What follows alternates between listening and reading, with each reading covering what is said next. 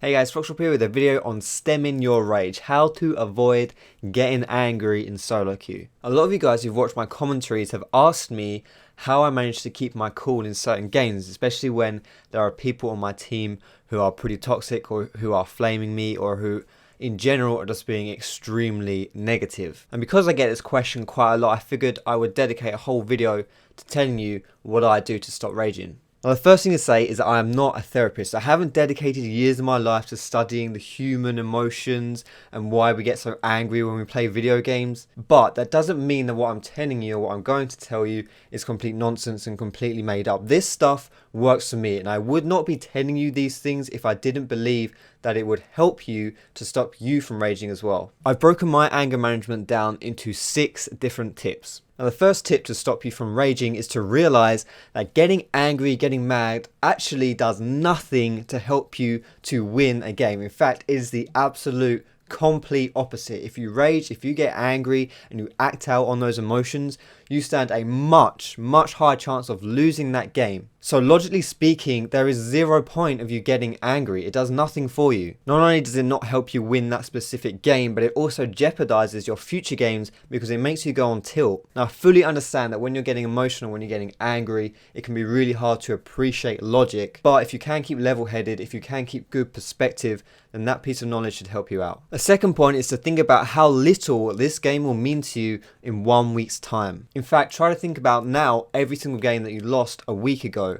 Chances are you can't remember the majority of those games. So if that game means nothing to you in a week's time, why let it get to you? Why let it mean so much to you in this moment? The only reason that you do let it mean so much to you in that moment is because your emotions take over. And of course, when emotions take over, it clouds your judgment and ruins your perspective. It may sound stupid, but one way that I stop myself from raging is I say to myself, what will future Foxdrop think about this game?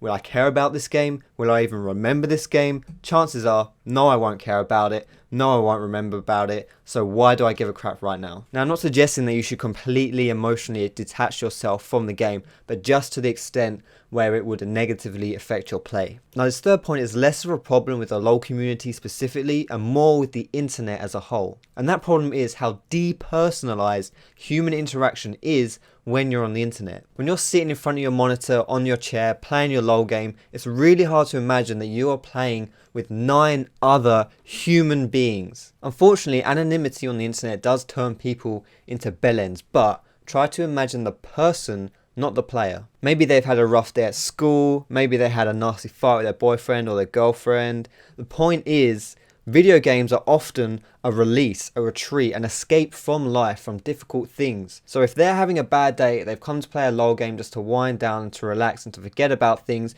and then they've got some guy harping on them because they've been making a mistake, then they're in no mood to take that guy's crap. And that's when you start getting tempers that flare, when people just go AFK because they can't be asked to deal with all that negative emotion after what they go through in real life as well. At the end of the day, you don't know the people that you're playing with. You don't know if they've had a bad day, if they're going through a rough patch, even if they're being extremely negative and toxic in team chat. That guy might have just got fired, so why would you want to make things worse for him by flaming? Now, I'm not condoning his decisions, I'm not saying his actions are justified, but still there's no point getting into an argument with him. Now, my next rage reducing point is to look after your health, your physical condition. It may sound weird considering League of Legends isn't the most physically taxing activity that you can be doing, but keeping a healthy body is extremely important. There's a reason why a lot of the pro Korean teams visit the gym daily before they do any of their warm-ups or any of their scrims. So after a few bad games, which is, from my personal experience, the time when you are most likely to get quite ragey and quite angry in chat, take a break and do some physical exercise. It doesn't have to be anything major either. You can go take a shower or go for a short walk, but the exercise will help you burn off any rampant energy or any lingering emotions and also help you to clear your mind. It's also a good opportunity for reflection, so you can see how you could have improved in those previous games that just went pretty horribly from a neutral standpoint that isn't influenced by your emotions. Now, this next point is probably the hardest but most effective method, at least in my eyes, of reducing your rage. And this point is all about changing your in-game objectives. Basically, stop playing to win. Don't play to win. The reason why you get upset is because someone, in your eyes, is standing in between you and your goal. And that goal is to win. If you didn't care about the outcome, then you wouldn't care if you lost. If you don't care about losing, then people who play bad, or people who are AFK or troll or whatever, they wouldn't upset you. I mean, sure, they'd be annoying, but they wouldn't make your blood boil. Unless, of course, they were playing Nunu. So the idea is to not focus on winning, but instead focus on self-improvement. Now, self-improvement is a huge topic that will take a whole different video to cover, but basically play each game with the desire to leave the game as a better player than you were entering it. If you do this correctly, then you don't even need to worry about winning, because if you are improving as a player, then the winning will come. I'm sure there are some of you who will be saying, well, you shouldn't be queuing up for ranked if you're not playing to win. And I understand where you're coming from, but my counterpoint is that playing for self-improvement and playing for winning actually do yield pretty much the same results. If you play for self-improvement, then you're going to be making less mistakes in the game, you're going to be taking better decisions, and all of these things add up to a higher chance of you winning. Pretty much the only difference between playing for self-improvement and playing for winning is the fact that if you lose, then you're more likely to get frustrated and angry if you are only playing for that victory. And for my last point, toxicity is a lot like the flu. It's contagious and it's no good for anyone. To avoid getting the flu, you take your flu jabs and you take your flu shots.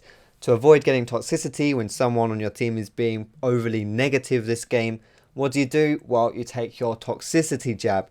And what is your toxicity jab? Well, it's that little button next to that person's name that stops them from talking on your screen. The moment you get an inkling that someone is going to be annoying you this game, or they're going to be quite toxic, just push the ignore button. Seriously, the ignore button is your best friend. The garbage that they spout in chat is only going to affect your play. You're going to play worse if you're seeing all the negative things that they're writing, and it's also going to tempt you to getting angry and to retaliating to them. Some people say that they don't like to ignore people because then they can't see if they're trying to communicate. Well, what I say to that is that the people who are being toxic do not try to communicate with you. Even if you ignore them, they probably wouldn't even notice that you have ignored them, because they're not trying to communicate. They're not having conversations with you. They are just venting their frustration. So if there's no one on the receiving end, they wouldn't even notice, because they're only talking to themselves anyway. Their one-way ramblings are not affected by whether or not you can hear what they're saying. However, your play is affected if you can read what they are writing. So that pretty much does it for my tips on how you can stop raging. The last thing I want to say is that nobody is perfect. Everybody at one point or another has raged when they've been playing this game. The key thing, however, is to not let that rage consume you. Do not want to become one of those players that gives this game such a bad name. I hope you find these tips useful. They work for me, and I definitely believe that if you can employ these, then you will reduce the chances of you raging in solo queue. And everyone knows that solo queue could use a lot less rages. And thanks for watching this video, guys. If you did enjoy it, feel free to give it a thumbs up, and also subscribe to my channel, where you will learn how to become a better LoL player. You can check me out on my Facebook and my Twitter, and also I do stream on Twitch, so you can follow that too. But thank you very much for watching, guys, and I'll see you in my next video.